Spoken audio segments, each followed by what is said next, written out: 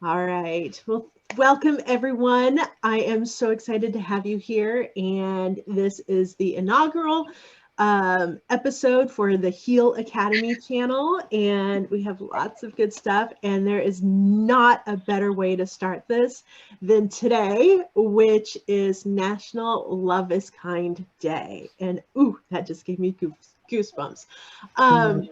So this channel is going to be all about healing from all sorts of relationships which affect us in every aspect of our lives, including our businesses. So not just our romantic relationships, not just our family relationships, but it impacts our work relationships and our businesses too. So Yeah. today's focus, though, is on National Love is Kind Day, and we have Rosie with us. And Rosie, I was looking to figure out, like how to introduce you, and I think really you're the best person to introduce yourself. So, do you want to tell us, first of all, like why National Love is Kind Day, and a little bit about your background? Thank you, Alana. Thank you. This is great. So I'm gonna first start with a little bit of my background so you can see the lead up to how this day was really created. So I was in an abusive relationship for about 25 years, a quarter of a century of my life. When I put it that way, it's like, oh my God, how much time I was in that kind of a relationship. Before I was in that relationship, I was a vibrant, fabulous, star rising person in corporate finance in Silicon Valley. I moved to the Middle East to be with the man I married, who was a Lebanese Christian. We lived in Saudi Arabia about half the time, and Lebanon, Beirut, Lebanon, about 12 or so years as well. And I felt something was wrong from the get-go, but I was married, Alana, 18 years before I even knew I was in an abusive relationship, right? You can get that. And the reason I knew is I read a book, right? I had read a book when I had come back to the United States to visit, picked it up off the shelf, and it was called The Verbally Abusive Relationship by Patricia Effins. And that book really saved my life. And she and I are actually really good friends now. And that's when I told my daughter what was going on, because he was starting to treat her the same. So one year, my daughter was a junior at the American University of Beirut. She was about 20 then. And she came charging up the stairs and she said, "Mom, you got to get me away from my abusive father." And so within 4 months, I planned the escape of our lives. Because if you've been in abusive relationships, escape 101 is you don't tell them you're going to be leaving, because, and especially in my case, where he could have kept me there in that country, right? And there was no internet. There are a lot of details to the escape. I'm not going to go through all of them, but what I will share is I will never forget the day when the taxi came to pick us up, to take us to the airport. My daughter slid in the back seat behind the driver, and I sat next to her. And my husband was in the front seat. Yes, so all three of us were going to the United States, but I knew only one was coming back. When we arrived in San Francisco International Airport, my brother had been helping me plan the escape. And he was picking us up at the airport, and I knew exactly where he was going to be in the airport. So when those gates opened up, I knew where to look with all the crowds. My daughter and I took our luggage carts. We pushed them behind my brother. And I was so terrified of my husband that I had my brother go over to him and say, "Rosie's a little upset right now." A little, what a joke. But I mean, I couldn't even have my brother did what I asked him to. She's a little upset right now. She needs some time away. And we turned our backs and walked out, leaving him stunned in the busy airport. Wow. And the day we arrived was July 27th, 12 years ago today. And that's why we chose this date to represent National Love is Kind Day. So when I was creating the National Love is Kind network and the movement, it was, and you know, I've talked about this, is like I was craving to be treated with kindness. And I wanted to create something that we moved towards something as opposed to away from something. I wanted to put my energy and focus into something that was good, something that I wanted, because you know, when you put that energy behind it, that's what you're going to attract. And I don't think it's attraction in such a way as it's like it's magic, but it takes a lot of healing to get to where we are. And this is just, it's a tragedy what happens. To me, real love, and we talked about this, real love is kind, not terrorizing. That's the full sentence. That was what was really born from this. I use just usually real love is kind because the general mainstream is like, what, terrorizing? But all of us who've been in it, it's like it really encapsulates our experience. Being in this kind of in relationship, whether no matter how it is, whether it's emotional abuse, psychological, whatever you want to call it, physical, sexual, all the different varieties, and there are plenty of them. You're just being terrorized. You're scared, and you're in a constant state of terror, of fear. And I lived in political fear. I lived in Lebanon. There were real wars. I lived both in Saudi Arabia, and there were real wars. There were real bombs. There was fire I was driving through, political assassinations. I saw the destruction. I know what political terror is. And I know what family, I'll call it family terrorism is. That's what it is. And that's what needs to be stopped. And this mission is to, the purpose of today is to celebrate freedom from our abusers and our right to independence. And for those who are still suffering in it, our right to be treated with kindness. I want every woman on the planet to say, I deserve to be treated with kindness. Agreed. And you know, when you and I were first talking and you said that phrase, real love is kind, not terrorizing. I mean, it was like, oh, a sucker punch to the gut, because I never thought of it as terrorizing before. But as soon as you said it, like, that was my truth. Right. Yeah. And and you don't have to, and I'm kind of on the other end of the spectrum from what your story is. Mine was the classic middle American white picket fence marriage, right? I didn't have physical abuse in my marriage. On the outside, we looked like the perfect couple. In fact, when I filed for divorce and moved out, everybody in my community was shocked because they thought we had such a great marriage. And on the outside, it looked like it because we get really good at pretending. And it's not like on the inside either that it wasn't overtly, there was no physical abuse, but it wasn't even overtly verbally abusive. It was so very subtle. And that's, I think, why a lot of women, and I want to speak to women here because that's who I work with, you know, we justify, well, he's not hitting me, it's not that bad, or he's not screaming and verbally abusing me, it's not that bad. But when you take into the mental abuse and the emotional abuse, which is gaslighting, which is, you know, making backhanded comments.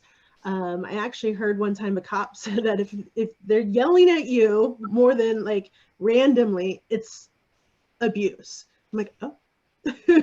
Right? Because we don't really think about what abuse is, that besides physical or sexual abuse, right? The physical assault. We don't think about what verbal abuse is. And it's not, you know, the yelling all the time. So when we have these, you know, the subtle abuse, which in my case, I specifically work with, you know, narcissistic relationships, women coming out of narcissistic relationships, it's very subtle. And it's very manipulative, and it is terrorizing, right? Yeah. Once you said that phrase, I'm like, it is terrorizing because you're constantly walking on eggshells. You have this whole experience. And so when you said that phrase, to get back to love is kind and focusing on, like, I love what you said about the moving forward, moving towards something, because that's what I do too. That was instantly, once I discovered, you know, and I'll share my story on another episode, but once I discovered my pattern and what was really going on in my life and my marriage and all of that, is that I suddenly had the power, because I knew what was going on, and so I could heal. And so I started moving towards my healing. And I just love National Love is Kind, because it really is. I think we kind of sometimes just have this catchphrase of, you know, love is, you know, the unconditional love. We say these phrases, but do we actually practice them? Yes. And what do they really mean for us? So and that's kind of really what we want to focus on today. Is like, what does it mean for you? So you have a question that you want to ask the community, and you know, if you're not on the live, if you see this replay, I would love for you guys to leave the answer to this question in the comments. But how would you, in a word, define what love is kind means to you? Is that what you want to ask the community? Yeah, I'm going to ask it to you. Somebody asked me that this morning, because I've been having interviews all morning. And so I'm going to answer it, then you're going to answer it, and then we're going to have Cindy answer, and then anybody else who's, there she goes, compassionate communication. So, and I have, because I work with women like you who've emerged from these narcissistic, toxic relationships. And I have a podcast as well called Vulnerable to Valuable, where I interview women who've been through it. And I ask them that question each time. And there's such a big range of answers. And of course, they're all right. And one woman said, if I was going to use a word, it's going to be safe. And, it's, a kind relationship is safe. For me, it just kind of popped out when I was talking earlier, and I called it authenticity. And the reason is, if I can't be my real self, if I'm not being my true self, one, I'm lying to myself and I'm lying to the other person. And so there's no foundation for love. There's no foundation for real love. So that to me was, I have to be my real self. And that has been this journey for me to show up as my real self. But I have a whole list. So I want you to tell me, what does love is kind mean to you? For me, it's interesting, because safe popped in my head, compassion pops in my head, but what love is kind like boils down to is, for me, authenticity as well. Oh, really? Oh, yeah. So we've done the work. Yeah. Because for me, authenticity is everything that you said, and it's safety for myself. So we can, I think we look outside and externally for a lot of the stuff, right? So we look externally, like, are we in a relationship where we're safe? Are, mentally, emotionally, and physically, right? And spiritually. So we tend to look outside of ourselves for the compassion and the safety and all this other stuff. But for me, it's the internal job. Yeah. If I'm safe, then that means I'm safe with myself. I trust myself, which is a journey, because I have not. So am I safe with myself, and and it's trust too. Yeah. That no matter what happens in life, I can handle it. Right. Yeah. And if I'm loving myself and I'm safe with myself and I trust myself, then I'm authentic with myself, and then I'm authentic with the world around me. It's so true. I'm so glad you're sharing it from that angle as well, because it is an inside job, and a lot of these women, and I was the same way, that I work with, is like, they don't trust. I will, like yesterday, it's like, I will never trust again. But it's because they can't trust themselves yet, right? Yeah. They haven't gone through the journey to trust themselves. And when I first landed in the United States, it's like, all men. I put all men in one bucket. They're all bad. They're all going to hurt me. They're all controlling. They're all abusive. It's just amazing, right? And of course, now I'm with the kind, I always will say this, the kind love of my life. I mean, it's just like, wow. I mean, it's just heaven. I mean, I live in heaven every day with him. So I want to share too, I have this, I have one post about it, but I'm going to just share what a few of these what love is kind is. So love is kind, not terrorizing. It's not abusive. Love is accepting. It's not humiliating. Love is healthy. It's not demeaning. Love is delightful. It's not insulting. It's inspirational. It's not belittling. Love is big-hearted. It's not rude. Love is reassuring. It's not controlling. It's caring. It's not hurtful. It's helpful. It's not threatening. It's thoughtful. It's not scary. Love is safe. And I have a whole bunch of these. And I just want to, share those so we really get in, because when you're in these relationships, I didn't know what was right and what was wrong and what was a good relationship. My parents had sort of, I'll call it an average relationship, nothing horrific. But when I got into this relationship, I doubted everything. I doubted myself of what the reality was. And this is one of the big red flags for women, right? They question themselves. Well, if only I did this, if only I said it this way, if only you have these if onlys. So that, ladies, are a huge red flag. And it's not about you. You are fine. And I love that you said that. There's a couple of things I want to address this, and then I want to go back to something else you said. It is so true, because it's the if onlys, and then we think if we'd done something differently, if we were just enough of this or not too much of that. And there's such a difference, and this is really what, when I work with women, what we boil down to ultimately is there's a difference between being victimized and being a victim. If you're in an abusive relationship, and it took me a long time to be like, it took me a long time to even accept that I had been in an abusive relationship. Yes. Multiple abusive relationships. And here's the thing too, is I think we also have like this preconception of who's in abusive relationships. Yeah. There are a lot of brilliant, strong, powerful women who are high income earners, who own their own businesses, who from the outside you would never guess that they were in an abusive relationship, because we have this preconceived notion. So it took me a long time to even accept that I'd been in an abuse, multiple, because that's even like, what? Like I didn't learn my lesson the first time, but I didn't know it the first time, right? I didn't learn that in my marriage and my divorce. It was a few relationships after that I finally discovered what was going on. And so then I actually walked around going, like I just kept saying the word abusive and abuse and abusive, and because I had to get used to it, because there's a difference. I was victimized by the men that I was in relationships with, but I'm not a victim, because first of all, I didn't know what was going on. I had no idea, because it's what I knew, because it was so familiar.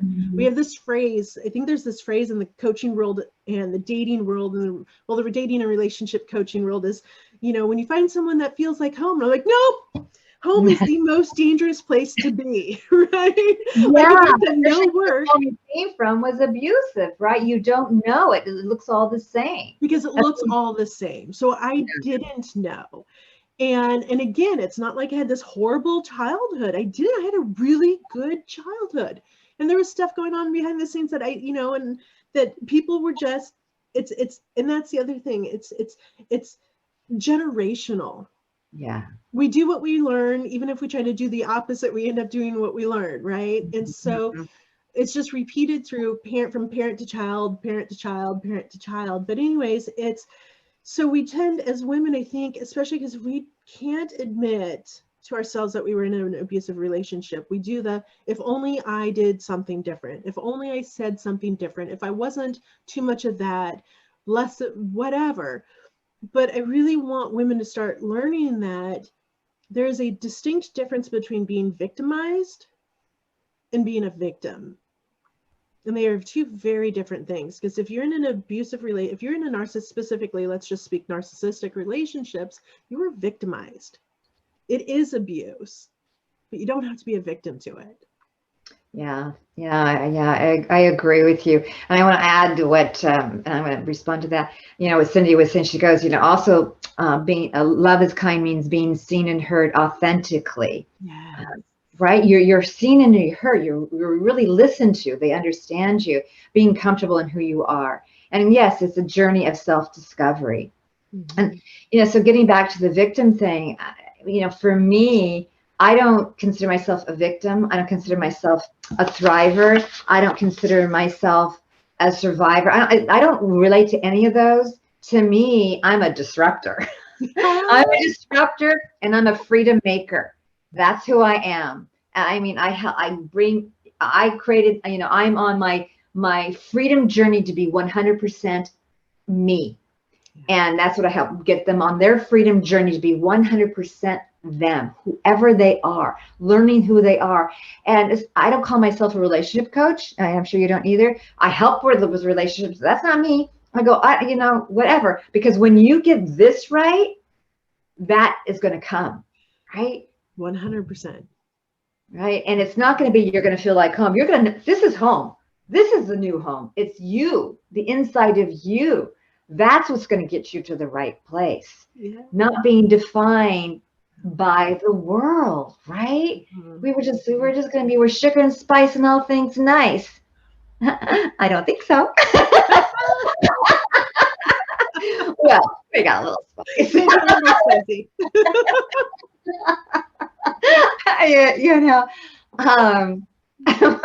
But I just, this mission, I've told you my mission is to inspire, impact 100 million women worldwide. There are, based on the WHO statistics, National Domestic Hotline statistics, United Nations Women statistics, there are, starting out, 30% of women age 15 and above who have experienced some form of abuse. I'll use that in the global term. 30%, which is really not the right number. That equates to 0.9 billion women in the world today. When you expand it to people like probably you and me and many others, I'm not a statistic. No one took my number, right? They say the range is from 30 to 70%. That means 2.7, so it's from 0.9 billion to 2.0 billion women. That's an average of 1.9 billion women aged 15 and above who've experienced abuse. Then we don't even talk about the children who've experienced it, right? You talk about generation. That's why I call myself a disruptor. I want to disrupt the cycle of abuse, right? Disrupt it. So you add all of that together. I mean, we have over 2 billion who are affected by this.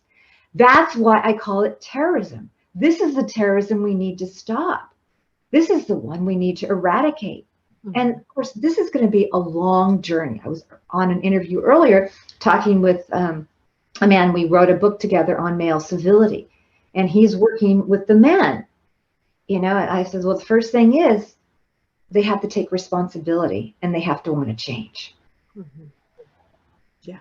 Well, and I also want to be very clear too. This is not it's both sides of the coin, because there are female narcissists, there are female abusers. It is across the board, and everybody has to be responsible and be willing to be responsible. It's true. I mean, so there are more male, it's a generation. So let me step back here. So there are more men who abuse than women. Okay, more men, and men abuse men, right? I know women abuse women, but in the relationships. Now, why do women become abusers? Because this is that's passed on from family to family. And unless you, again, you were saying you don't know. So if you've been raised in an abusive relationship, a toxic family or whatever, unless you get help, you'll either end up being abused or an abuser.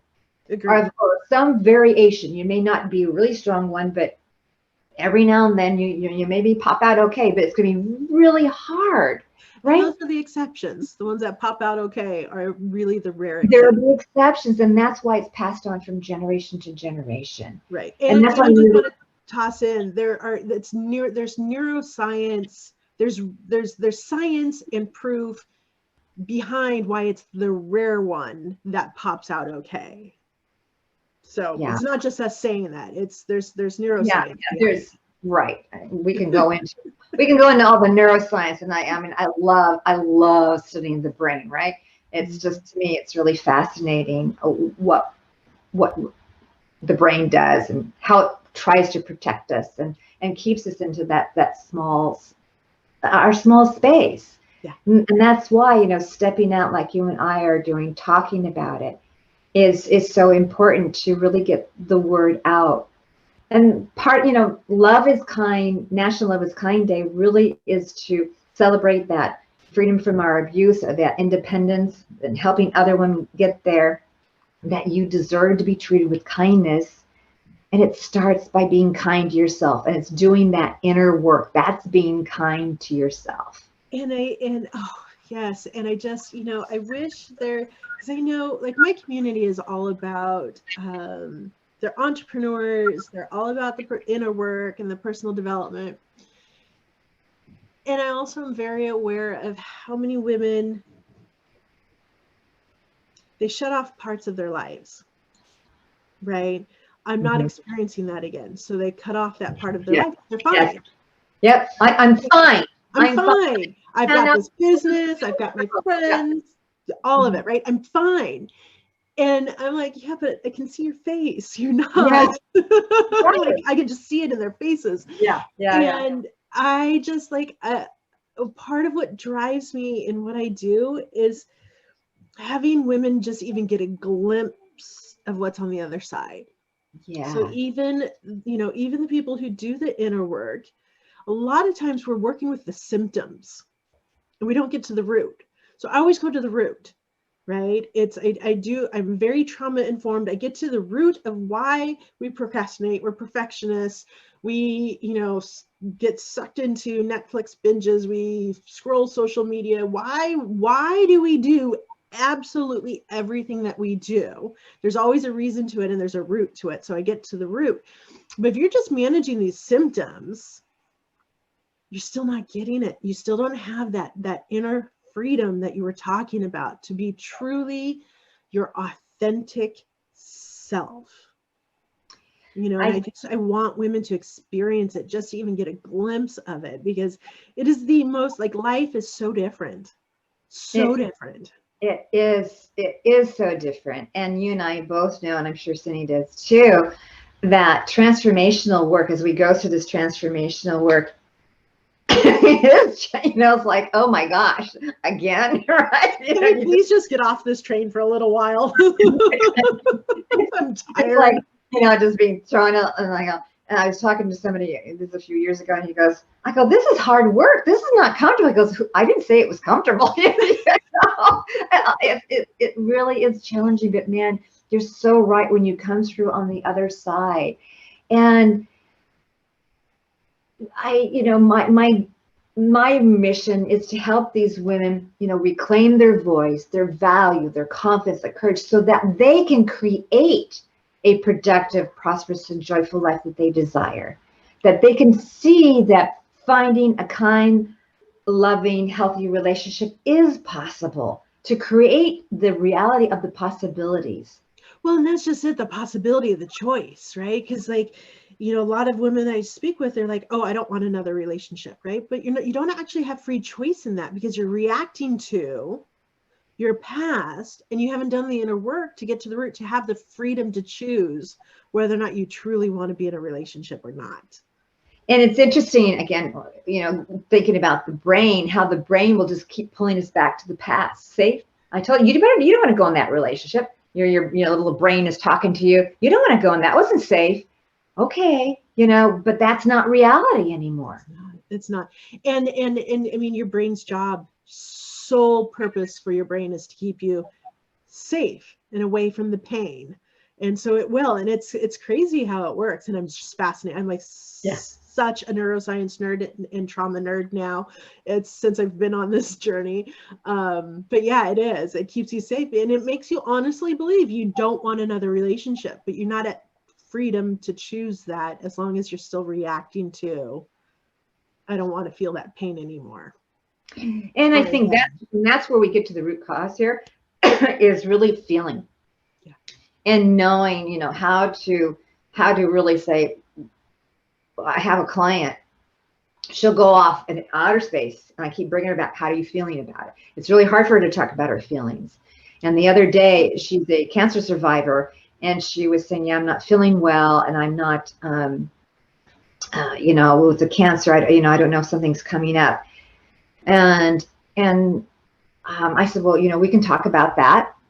And so I want to know how you're feeling. And what came up, the feeling that she was having is that the day that all of her symptoms started to show and she wasn't feeling well was the day her son, her young adult son, was taking a trip to go pick up something and come back. And it came out that she's scared every time they walk out the door. And so she had all this anxiety about it. And so the root was not her cancer or anything else. You see the stories that she made up in her mind. It was this fear every time her son goes out or any of her children go out. And, you know, I could see, you know, you could see their faces, right? In the beginning when she was just like, you know, really, you know, stressed and everything else, not feeling well. By the end, she was smiling and laughing. And I go, how are you feeling now? Oh, she goes, oh, I feel really good. You know, but she didn't know that. She didn't know what it was. She thought it was something else, and it wasn't that at all. And of course, I had no idea where the conversation was going. I didn't know how it was going to end up, but it was black and white what it was in that transformation in what, less than an hour that we did. And it's so beautiful when they can get to that and see that, because, you know, I'm a believer that in everything we deal with physically, there's a root cause that is mental, emotional, and spiritual, and it manifests physically. I'm on that train with you. I mean, that'll be a whole nother webinar we can do. Yeah, I can talk about that a lot, right? I'm a big believer too, because I've just seen it with myself personally, talking to all the women I have around the world. I mean, I see it over and over and over. I mean, I was just on a little chat this morning, just a brief one. Women had actually literally lost their voice, not just the sound. They couldn't talk. I mean, you know, because we lose our voice, right, in these relationships, and how it manifests. It's just like how the trauma manifests in our body, and the throat and the voice is such a big one, because you're right, because we don't, in these relationships, we don't have a voice. And it's interesting how I notice when I start getting a sore throat, and I'm like, oh, so I go on the hunt for where am I not speaking my truth, right? But I notice when you know, I notice when people have issues with their throat. And here's the thing, I'm an identical twin, and when we were 18 months old, we stopped speaking. Both of you stopped speaking? Both of us stopped speaking. We went completely nonverbal. So not even any like guttural, nothing. Completely nonverbal for 18 months. So you were 18 months and you became nonverbal for 18 months? Until we were 3. Wow, your parents must have been freaking out. Mom was, but here's the thing, we could also very well communicate. Mom always knew what we needed. We communicated with each other, my sister and I. And so it was, and I've always wondered about that. And it wasn't until I started diving into trauma work and trauma in the body and how your body stores, and which is one of the reasons talk therapy really is not effective, is because it has you thinking with your brain, right? And it keeps you stuck there. The issues are in your body. It's the trauma is stuck in your body. So you actually, to heal, you actually have to heal your body and unstuck, right? Your nervous system and the trauma, and move the trauma through your body. And so once I started learning, you know, doing all of my trauma work and learning about how trauma impacts the body, I'm like, oh, even then at 18 months old, there was something that stopped us, our voices. Now, I can imagine what it is. Knowing my childhood, I can imagine what was going on that caused that. But that really struck home when your voice. Even at 18 months old, we lost our voice. Wow. We weren't seen and heard at 18 months old that we stopped speaking. Wow. Yeah. Wow. That's what this does to the body. So imagine everything else out there, right? And part of it's protector, right? Our brain has these protector parts, and it'll create an illness. I mean, look at all of these mysterious, illnesses that they can't pinpoint to one thing: fibromyalgia, rheumatoid arthritis, all this stuff that wreaks havoc on our bodies, but they can't pinpoint what causes it. It's there, it's real, but what caused it? And there's no cure for it, right? Well, what we're coming to find is that our protector parts in our brain, to keep us safe and away from that pain of our childhood, will create these physical illnesses, because then we can focus on that pain. And it distracts us from our, let's call it our inner child, our inner wound. But that pain that we experienced as a child, and it may have been as simple as being told no for something. And how you interpreted it as a child. How you interpreted it as a child. Child's point of view. Yeah, it's so true. Yeah, I was diagnosed, among other things, with fibromyalgia. And it was, again, we could talk about this on another topic, another day, but just really a snippet. I mean, it was so bad that I couldn't even walk upstairs. I mean, I was like walking, like I could get out of a car. It was like a 90-year-old, now that I'm the age I am, I would say like a 95-year-old, the way I'm walking. It was so bad. And I just said, I can't do this anymore. And when I came to the United States, I was diagnosed when I was in Lebanon. When I came to the United States, I was still on medication, and I just said, there just has to be a better way of living. I wasn't going to live on medications for the rest of my life. And so I did some things, and the more I healed as well, right? And so to me, it's like being in a pressure cooker. Your body is a pressure cooker. If you can't release, it's like it's boiling and bubbling in there. What do you expect? Something's going to pop, right? But it can't pop out. It's popping inside in some shape or form. So this is so important, the work that you're doing. And I appreciate you having me here to share about National Love is Kind Day, to talk about real love is kind, that, walk out, join us on well, it depends when you hear this, but it doesn't matter. Just there's the Facebook group, and I have the Love is Kind pledge. I would love to read that and then give everybody the link for that. So I just put the link in the chat so Cindy can grab it, and then I'll figure out where to put it for access on the replay. Okay, great. So this is so empowering, and my daughter and I wrote it, and I wanted to share it with you. I am worthy. I deserve to be treated with kindness. I am lovable. I am enough. I have the right to live my life on my own terms. I deserve to be heard, and what I have to say is important. Remember, Cindy said being seen and heard authentically, right? I have the right to be my true and authentic self.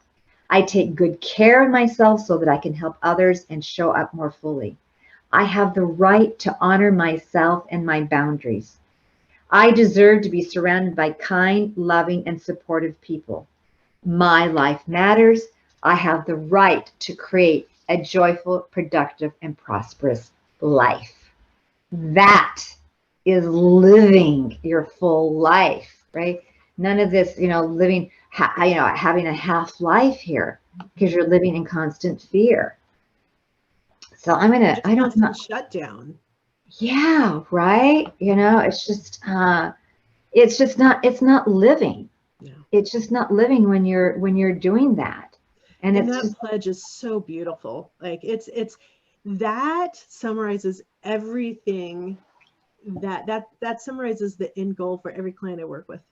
Yeah, right. Mm-hmm. I mean, that's how we felt, because it's what we went through, what we wanted, what we believe to be true, what was missing. And that's, you know, I want that in 100 million hands. I want women to believe that they deserve to be treated with decency, with kindness. And the world will be a better place for it when we are. I am a firm believer that by doing this work, this is actually the access to world peace. And it's one person at a time, healing, yes, and living their love is kind internally, whatever that is for them. For us, we discovered it's authenticity, and compassion, and then the ripple effect. Because here's the thing is that I'm a mother, you're a mother, as we heal ourselves, we heal our children. That's right. And then they have the chance to not repeat the generational curse, right? They have a chance that we are breaking the cycle for them. And it just stops. And it's the ripple effect out, because then it affects other members of our family, in our community, and it just grows out. And I'm a firm believer that if we start dealing with what is really going on at the root cause, of what is going on here, which is another episode, but we start dealing with the root cause, we can transform this world in a generation. Because it's not long, it's not hard, it is uncomfortable, and you have to be willing to do the work, right? But it doesn't take forever. It can be fast, and I believe with all of my heart that we can do this in a generation. Well, I appreciate you saying that. I'm not sure I'm so optimistic of how quickly it can be done, but I believe it can be done, because I believe that when we can create us being kinder to ourselves in the way we have defined it, right? Then we can create kinder, intimate relationships, because we're not going to get into unhealthy relationships. Those kinder, intimate relationships will create kinder families, which will create kinder communities and a kinder world. And it will uplift the whole world. Absolutely. Absolutely. Thank you, Rosie. This has been so much fun. And I loved kind of watching wherever our conversation took us. And thank you for creating National Love is Kind Day. It's much needed, and it's not just July 27th. It might be the day we really talk about it, but it really should be an everyday thing. And I would love to have you back for any number of topics I'm sure we could talk about. And thank you for joining us, whether you are here with us live or you're watching the replay.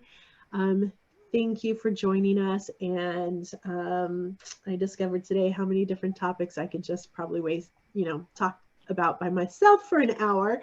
But thank you, Rosie. Where can people find you? Either website, Facebook, where can they get, like I said, I'll try to post that link on the replay, but where can they get the pledge? Where can they find you?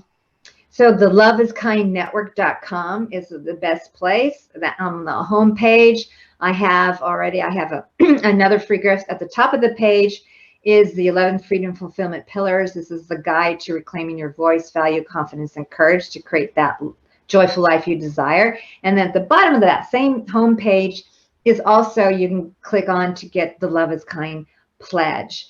I'm on Facebook. I have the Love is Kind movement. This is a page there. We have getting close to 5,000 followers on that page. So we are growing. And I have the Love is Kind Women's Circle, Rosie Aiello. You just Google me. I'll be in my red. That's my power color. I wear my power color. It's not a political color. It's a power color. It is a power color. All right. Well, go find Rosie. I'm sure she'll be back here, and I believe she may be forming her own channel soon too. So keep an eye out for that.